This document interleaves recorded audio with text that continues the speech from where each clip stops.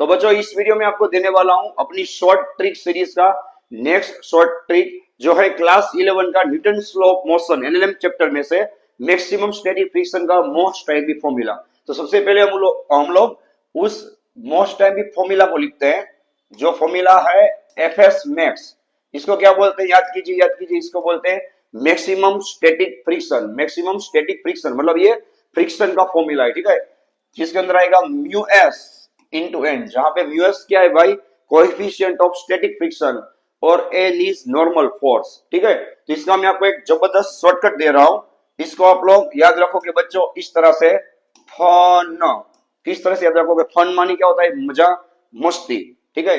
तो आप लोग याद रखोगे फन, एफ क्या रहेगा, फ्रिक्शन, म्यू को आप क्या बोलोगे भाई, म्यू, यू को क्या बोलोगे भाई, म्यू, और एन मतलब नॉर्मल फोर्स। तो आप लोग क्या याद रखोगे भाई, fun, F is equal to mu S into N, F is equal to mu S into N. तो बच्चों ये ट्रिक आपको सही में पसंद आया हो तो मेरे इसी वीडियो को आप अपने फ्रेंड के साथ शेयर कीजिए, आगे की शॉर्ट ट्रिक सीरीज भी देख लीजिए, ठीक है। मिलते हैं हम लोग नेक्स्ट वीडियो में नेक्स्ट ट्रिक के साथ। So like my videos, share my videos, subscribe my channel. Thank you.